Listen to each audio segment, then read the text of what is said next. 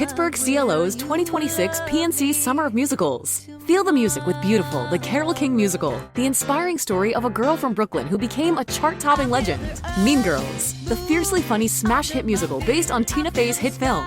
And don't miss the Tony Award-winning sensation, Suffs, the bold, brilliant story of the women who fought tirelessly for the right to vote. 3 must-see shows, 1 unforgettable summer of musicals. This June and July at the Benedum Center. Get your tickets today, pittsburghclo.org. Today's show is supported by the Athens County Visitors Bureau. My better half, some of y'all know this, is a bobcat, so I have spent my share of spring and autumn nights sipping Black Widows at the Pigskin. But when school is out for the summer, Athens County is a totally different vibe. So laid back, same small town, same lush, picturesque hills, but basically no crowds. Think over 100 miles of mountain bike trails, scenic paddling, hiking, and winding back roads you can explore. You can eat local food, catch live music, do some shopping, so much more. I challenge you, go beyond Court Street and visit AthensOhio.com for more information. It's more than a place, it's a place to belong.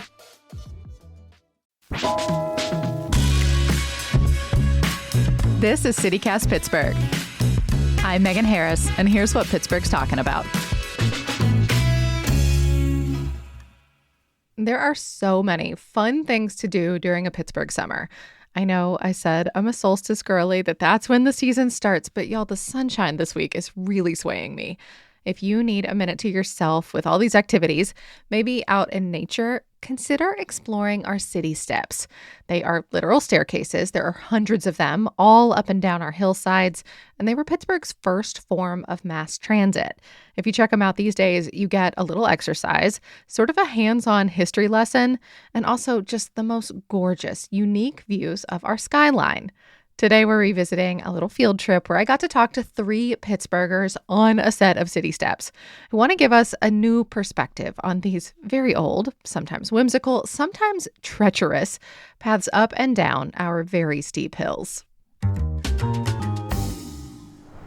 I'm with one of those 3 authors, Laura Zarowski, who's climbed all of them, or at least all that you can find. Laura, can you describe where we are in Pittsburgh right now? Yeah, so this morning we're here in Troy Hill on the Basin Street City Stairs, overlooking both the Allegheny River. We've got views of downtown. The Heinz 57 stacks are right in front of us. The David McCullough 16th Street Bridge features prominently. And across the way, you can see the beautiful green hillside of the lower hill. And it's kind of sweeping, but also we're in this teeny tiny little alcove on a bench. What is it that you love about the specific set of city steps? So I really love Basin Street in Troy Hill because it's a very old flight of stairs, going back to the turn of the last century when this neighborhood was being developed. And it's just, there's a really wonderful connection with history.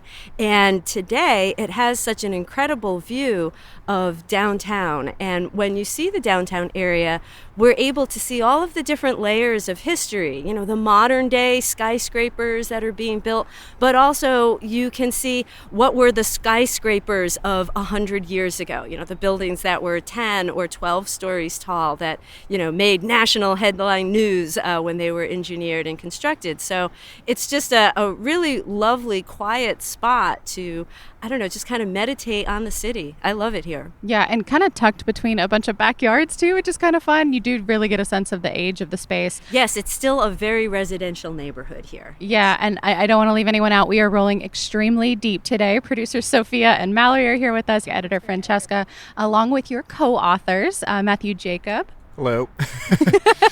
And Charles Suckup. Hey. Hello. I know y'all have this book. It's so great. I've got it here in my backpack. City Steps of Pittsburgh, A History and Guide. It is exactly what it sounds like, part history, part field guide. And in the beginning, y'all talk a lot about the very unique circumstances that brought the 3 of y'all together to write it.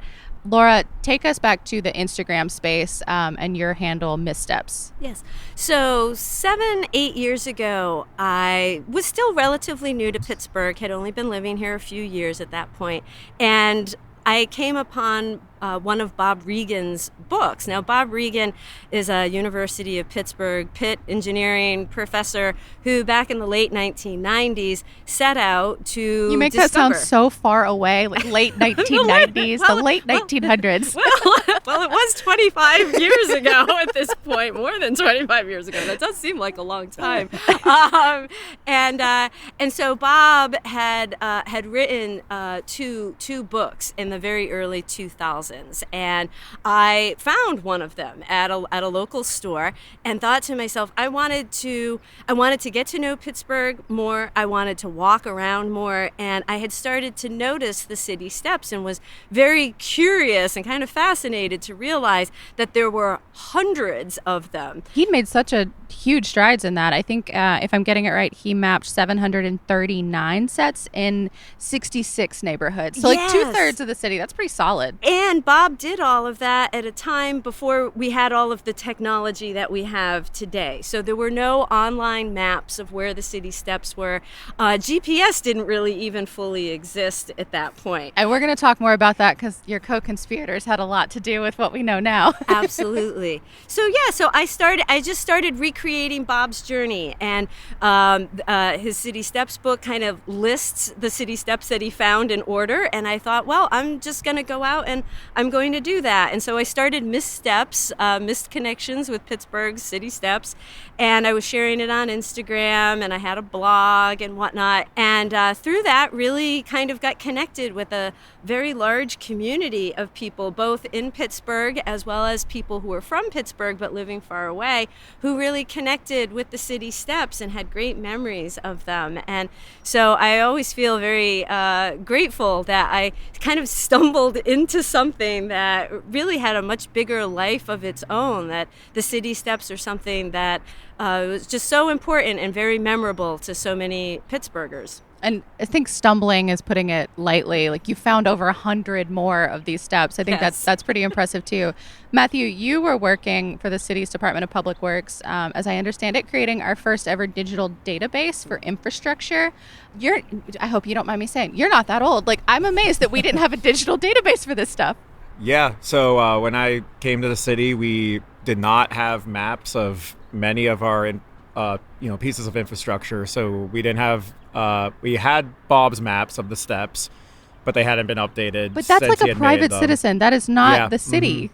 Yeah, and so we didn't have maps of our bridges. We didn't have maps of our buildings. We didn't have maps of our retaining walls, of many other things. So very limited. And we were kind of implementing a system where we could track everything in one place. So that's what I was working on, and that's how I got into the city steps.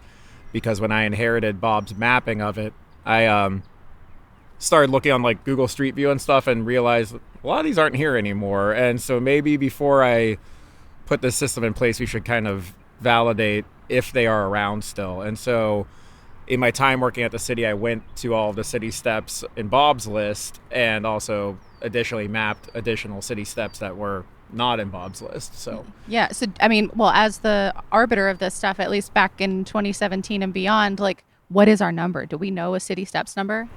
so that number changes depending on who you talk I to. know. And so part of the reason is that, not to get too technical or boring, but, when Bob mapped them, for instance, Oakley Street in the South Side Slopes would have been mapped as one set of steps. But when you go there, there's like 6 different flights that are broken up by blocks, by streets. And so that was kind of inconsistently categorized when you came across that. And so we decided at that point to break that up into 6 different sets of steps rather than one really long set of steps. So that You're reminding increased me the number. Yeah, of like when we were checking out like the National Register for bridges, like I didn't realize like an off ramp is its own Yeah, bridge, exactly. separate from So what that- we consider and the that leads structure of the to- bridge. Right. And so that leads to debate about how many bridges does Pittsburgh have? Like, is a highway overpass a bridge? Some would say yes, some would say no. So, and then in addition to that, I mapped some of the steps that were in our parks. But, like, are those city steps? Do they have the same feel as city steps? Not exactly, but they're on the list because they're steps the city maintains. So. Yeah, so if it's concrete with or without a railing going up a mediocre or larger hill, it counts. Is that kind of it? There's wooden steps all over the city. There's That's true. steps made out of brick. I don't want to There's diminish steps made out the wooden of steps. railroad ties and asphalt. So there's a lot of material that's used to make city steps as well. It's so funny. I mean, it's funny to hear the city be like, yeah, sort of vibes. Yeah. Charles, I know you were working in the then newly established city archives trying to process 200 years worth of municipal records. Once again, utterly shocked that this is a thing we had not started doing. Like if Matthew's job at the time sounds hard, I think yours sounds sort of Sisyphean. Yeah, it is really incredible that the city went 200 years without a city archive. But what's more incredible is that we have material to archive, that not all the documents were flooded in basements. Or burned or any other, Burned, like lost, were just thrown stolen. away because Exactly. nobody paid attention. Yeah. Yeah. Well, let's go back to the beginning. Why does Pittsburgh have so many steps? It was the first mass transportation system. So Charles's work in the archive was really instrumental in that it helped us to determine that the first city steps, when the city started getting into the business of building city steps, it was in the 1870s. And the very first flight connected what is considered now like uptown Soho area down to the river, which today there's a lot of highways and parking lots and a But you trail can still there. kind of see some remnants of it when you drive by on the parkway. Yes. And at the time, there were mills that lined all of that. Right. So the city started building the city steps really at the request of the business owners who needed to have a more reliable transportation method because people lived, for the most part, up on the hilltops and the industry lined the rivers. The river view that we have today is very different than what it was here in the 1800s and early 1900s, and people were just kind of scrambling up and down the well-worn paths along the hillsides to be able to get to the mills. So city steps were a much more reliable transportation method. And this is also in a period, really before the automobile. There were omnibuses and things like that existed around the city, but people had to pay to use those. Those were like the horse-drawn carriages, the precursors to electrified trolleys and whatnot. And streetcars, and we got the inclines eventually. And all of that, but people had to pay money to use that. So even though they were available to people, it was not something that the average working class person or the average immigrant family was going to be able to afford on a very regular basis. Yeah. And if you could pay, a lot of people would just go down the city steps for free and then pay to get back up the hill. Okay, that makes more sense.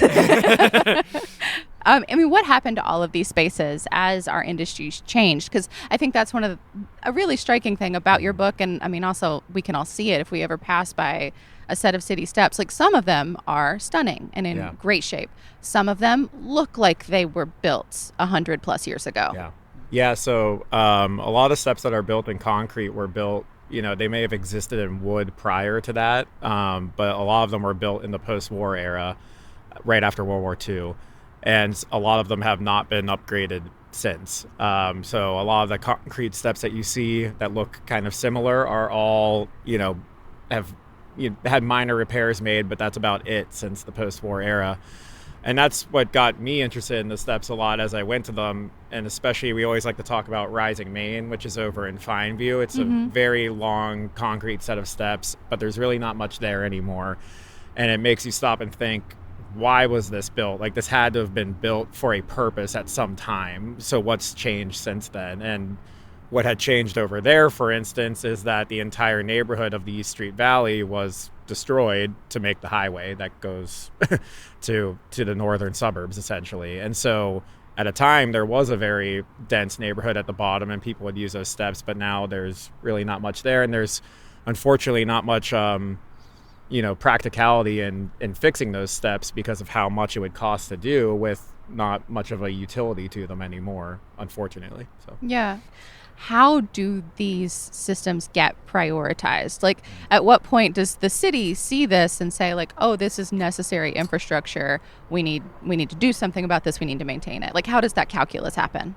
So, the costs to repair steps now are far more than they were back in the day, right? And the city has a limited budget and many other priorities, as people are aware, like our bridges and things like that. I as understand well. that the bridges probably take priority. That makes sense. Sure. So when I was at the city, one of the projects that we worked on was using all the data from the steps and combining that with other information, such as like proximity to public transit and how frequently that transit gets used, proximity to schools, as well as they gave it a detour score, so that if these steps weren't here, how long would it take me to go from the top to the bottom around not using them? Cool. So trying to bring that calculus into it, and of course condition and things like that. So that information was used, and we actually started that project right before COVID kind of shut everything down. Mm-hmm. And then when things picked back up, it was kind of a blessing in disguise, in the sense that there's a lot of infrastructure money coming in from the federal government. So that data was able to be readily used and go work on lots and lots of steps. But since then, where the city has to rely entirely on its own budget, they can maybe fix like 2 or 3 a year fully. Mm-hmm. And so it really limits what they can do with that when we have hundreds and hundreds of them.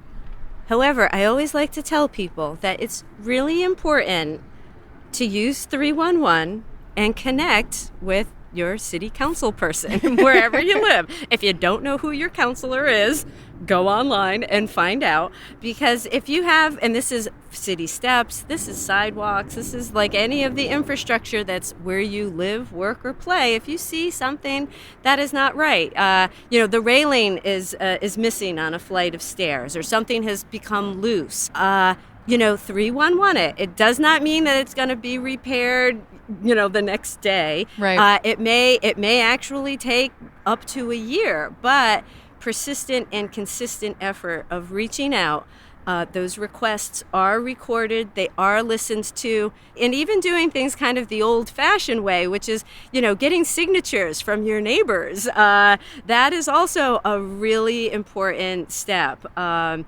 that is something that the city public works, the elected officials do look at. I would also add like overgrown greenery, or if like animals are living in an unsafe space, stuff like that too. Yes. Yeah. Yes.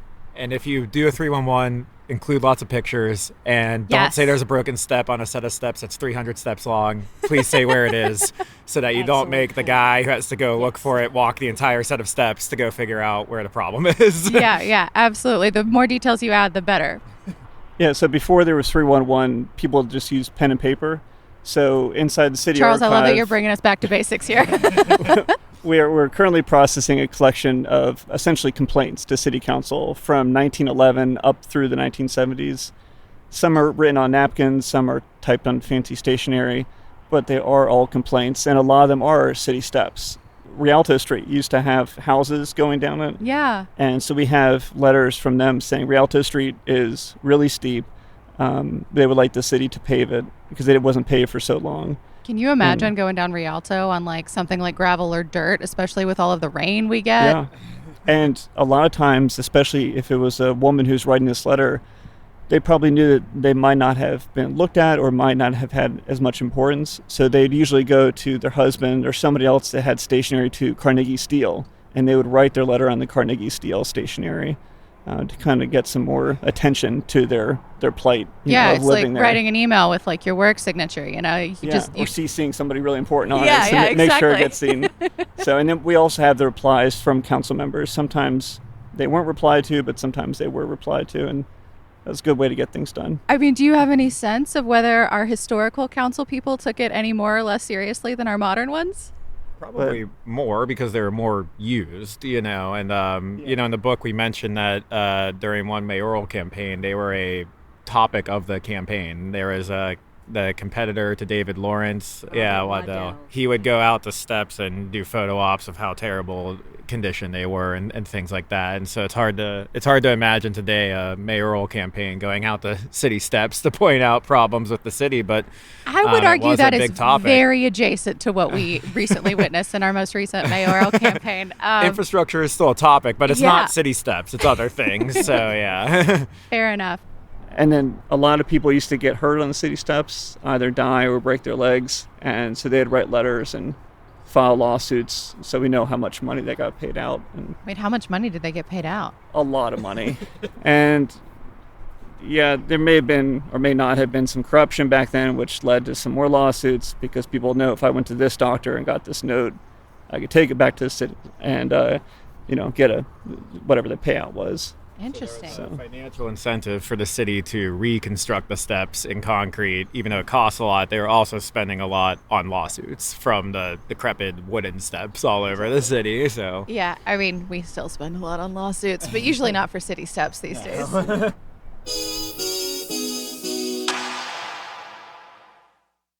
Today's episode is sponsored by the Dollar Bank Three Rivers Arts Festival at Arts Landing, presented by the Pittsburgh Cultural Trust. The Three Rivers Arts Festival is one of Pittsburgh's quintessential summer festivals, and it runs 2 weekends, June 5 through 7 and June 11 to 14. Enjoy 7 days of free music, an artist market, food, and family activities. Truly, there is always so much to check out, like concerts featuring Spin Doctors, The Far Side, Joan Osborne, Buffalo Rose, and so many more national and regional bands. You can also check out an interactive performance featuring really incredible puppets from Squonk, or marvel in awe at the work of Bandaloop, where the dancers are dangling off buildings. This year's festival also marks the grand opening of Arts Landing, so it's the perfect excuse to see all of the improvements downtown. See the full lineup of events at trustarts.org/TRAF. That's trustarts.org/TRAF. Today's episode is sponsored by Bike Pittsburgh. Here at CityCast, we are such huge fans of Open Streets, and it is back for 2026. This is a yearly event series that Bike Pittsburgh puts together, and during Open Streets, the roads shut down and become car-free. And you can take over, you can bike, walk, skip, roller skate, truly whatever your heart desires. And it really gives us a taste of what our neighborhoods look like when we center people instead of cars. So mark your calendars for Sunday, June 28th and Sunday, July 26th, when Bike Pittsburgh will be turning miles of city streets into car-free playgrounds from 10 a.m. to 2 p.m. First up in June is downtown. You can check out the New Market Square, cruise through the Armstrong Tunnel, and over the 10th Street Bridge to explore the South Side. Then in July, ride through the Strip District on Smallman Street and end your journey in Lawrenceville with a drink on Butler. Plus, on both days, you can expect things like free fitness classes and pop-up activities. There is so much for the whole community. So plan your day at openstreetspgh.org and follow at openstreetspgh on social media, and we will see you in the streets. You three, and of course, Bob Regan before you, are probably to credit for helping get these. So recognized for the incredible public asset that they are. I would love for y'all to tell me about a few of your favorites. My favorite, which has already been mentioned by Laura, are the steps that go from 2nd Avenue to the Bluff. While those are not the original, steps from the 1870s, of course, it is the original hillside that those steps traversed. Yeah. And as Laura mentioned, there were mills at the bottom, kind of where the county jail is now. That was a neighborhood. And the students who lived in that neighborhood had to go to school at Forbes School, which is right near Mercy Hospital today. So they were used by not only adults going to work, but also children going to school. So I find that those steps really interesting. And they're just very precarious. If you've ever walked down them, you have to cross over Boulevard of the Allies, walk straight down between an interstate highway and a cliff, and come right down at the Armstrong Tunnel. So you started us off really strong with something extremely dicey. I would definitely say Rising Main, which has already been mentioned. I would also say that if you're going to explore steps, probably the best time of year to do it is in the fall or winter, actually. Yeah. With the leaves down, because you get some really unique views from different sets. So that's probably the best time to go check them out. In terms of other favorite sets of steps, I lived in the Southside Slopes for 5 years, so you couldn't go anywhere without using city steps in some fashion. You shouldn't. They're very efficient over there. Yeah. So St. Michael Street has some very unique views, and there's a lot of cats that hang out on those steps, so that's fun. And then I grew up in Point Breeze, and we thought when we were kids that we knew like a secret shortcut, but those were just city steps. So those ones I like because we thought it was like a cool secret, but I mean, for a lot of people, I would argue it still is kind of a cool secret. Laura, what about you? I always like to recommend going out to the South Hills to the Jacob Street stairs, which straddle between Overbrook and Brookline.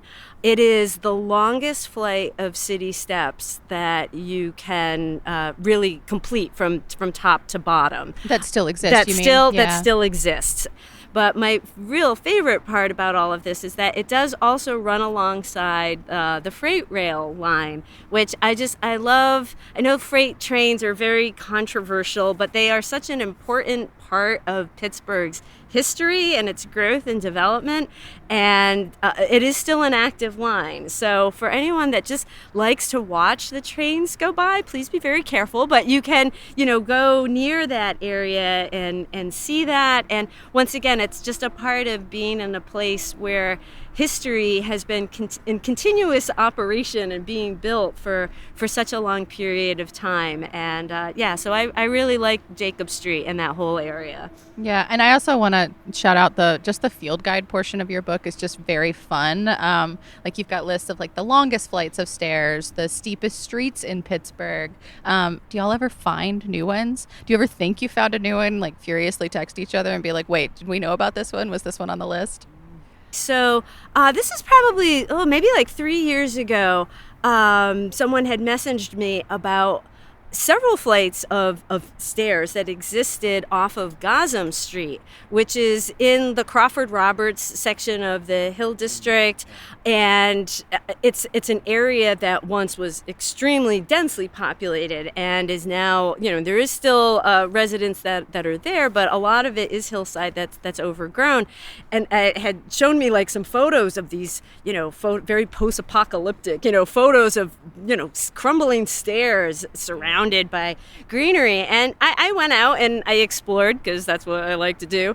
Yeah. And I was like, oh, wow, this is interesting. And then started looking at the historical maps and things like Historic Pittsburgh, which has all the different photos, talking to people like Charles, and realized, there had been, back in the 40s and 50s, one of the largest public housing developments was constructed in this area at that time. And all of that infrastructure was created to support the housing, which no longer, a certain portion of that housing still exists, but not to the extent that had originally been constructed. And that hillside, still has, that concrete and steel lasts a long time, and it's still there. So it's fascinating, because Pittsburgh is so depopulated. All of this infrastructure was built for 700,000 people, particularly, as Matt mentioned earlier, in the post-World War II era, when so much of this construction was being concretized, literally. And now we have not quite 300,000 people. So we have just over 300,000 people. Okay, all right, a little over 300, give or take. But still, it was all built for when we had 400,000 more people here. I know. So there's a lot of empty hillsides that are empty now, but were not empty in the 1940s and the 1950s. A lot of foundations, a lot of staircases that lead to nowhere, because there used to be a home tucked right there. Exactly. Yeah. And that's, I think, when people, if we quote unquote discover new sets, it's usually ones that have been long abandoned and like a skeleton of some old sets of steps. So it's more like paleontology at that point than having infrastructure. Yeah. Yeah, fair enough. I mean, you mentioned cooler weather, winter season is a little bit easier to discover some of these spaces. Any other suggestions you have for folks who maybe want to check this stuff out? Be careful about parking. Pittsburghers are very particular about where you park if you're... Definitely. And sometimes it's hard to find parking near sets of city steps. A lot of these are tucked into really tiny residential areas where the streets are narrow. You want to be polite and be respectful of the parking chair. Absolutely. That would be one of my suggestions for sure. Yeah. I guess my suggestion would be just to be very cautious, because in certain areas, it looks like, I'm hiking in some mountain wilderness area. But it's remembering that there had been people that were living there, and at different points of time, there's infrastructure that was created. So there are some places, like I think of Waco Way over on the north side, that, there are open sewer holes and whatnot. It's a really cool place to explore. There are interesting old city steps. There's old streets, old guardrails, and all kinds of things that are there. But you also have to be really careful, and that's when you're just walking around, because you don't want to fall into something. So yeah, that's Don't another fall thing. into the Don't fall manholes. into Got something. it. Yeah. Watch your step. Yeah. Yeah. I think I would also, to get a better sense of the evolution of the steps before you go, if you know what steps you're going to go on. Well, I mean, they need to take your book, of course. Yeah, first buy our book. After you buy our book, then look at the photographs within it. Also go to Historic Pittsburgh, look at their photographs, go to the city archives, look at our photographs. So when you walk down city steps, you can see these houses that are no longer there. You can see the world that was built for those other people. And yeah, just see the evolution of the community, I think, is fascinating. Yeah, many of those photos taken by Matthew, of course. Yes. Well, is there anything that you're working on now? I have heard a rumor that perhaps a second book could be in the works. How can folks tap in if they want to engage with what you're up to? Yeah, so we are working on a second book. This will be Pittsburgh's Parks, Playgrounds, and Trails, a history and guide. That's the tentative title for it. And Gosh, the research just sounds terrible. And we just recently signed a contract for it. If all goes well, it should be out sometime October of 26 of next year. There's a lot of fascinating characters that were involved in all of this, some of whom we know of today, and some that have been forgotten over time. And so we're really hoping to, give voice to all of the people that were very involved in creating the many, many parks and playgrounds that we have here in the city. It's a real asset. Yeah. And yeah, we're really excited to do it. Photographing wildlife is a lot harder than photographing steps, so it's been It's interesting. a new creative challenge. Yeah, it's been interesting to learn that. But going back to a topic earlier, we also did not have maps of our trails at the city at all, and so during COVID, I needed to get out of the house. My dog desperately needed to get out of the house, and so I knew we had no trail map, and I took a GPS unit and walked my dog on every single trail and mapped all of our trails. And so that really got me... Wait, like every trail in the city? Every trail. Wait, what's the number for that? Oh, I mean, Laura's clapping. There's a mileage count somewhere. I'll have to buy the book. It's fine. We'll figure that out. There's a total mileage, including river trails and things like that. But so did all that, got more in touch with parks I'd never explored, and really came to enjoy a lot of the parks, and am really excited to share that and get people out into the parks. Yeah. Charles, I will close with you. Is there anything that y'all have learned from your research that just blew you away? Give us a tease of the book that's coming. Yeah, there's two great ones about Shenley. One was obviously people were eyeing the Shenley property in Oakland for housing development for obvious reasons. Yeah. Shenley Park, beautiful resource, but I can imagine it was coveted land in its day. It would have been a great neighborhood. But the developer, as the story goes, was in a race with Bigelow. And they crossed the ocean since Shenley was living in England at the time. And Bigelow, got to Shenley, a mere hours or days before this developer did, and would convince, Mary Shenley to turn over the property, as opposed to the developer hypothetically would have gotten there before, and that would have become a new neighborhood. So it's just incredible how close we were to not having Shenley Park. And then people used to have races in Shenley Park and the Shenley Oval. They used to have foot races and motorcycle races, and they used to even race motorcycles and bicycles against airplanes that would fly above them. So that one feels hard to judge. Yeah. So that was another thing. Just very interesting kind of random stories that have kind of been lost to time. We have one other fun one. We talked to Tom Murphy, the previous mayor. Yeah. And when he was making the river trails, he had to fight a lot of fights to have continuous trails along the river with different property owners. And one of those property owners was the Steelers with their practice field in the south side. And he got them to agree that they would stave the river space, but that means their practice field is only 80 yards long, not 100 yards. So he says that's why they can't score touchdowns in the red zone. So it's all Murphy's fault. It's Tom Murphy's fault that the Steelers can't score touchdowns. Well, thank you all so much for all of your research. I know it continues. We're just so grateful to have amazing stewards of our public spaces like this who not only experience it, but tell us how to do the same thing. It's really cool. I appreciate it so much. Oh, thanks for having us. Yeah. That is all for today here on CityCast Pittsburgh. You can support the show by becoming a CityCast Pittsburgh neighbor. You get ad-free listening, some perks, some swag. You can find all the details at membership.citycast.fm. We'll be back tomorrow with more from around the city. We'll talk to you soon.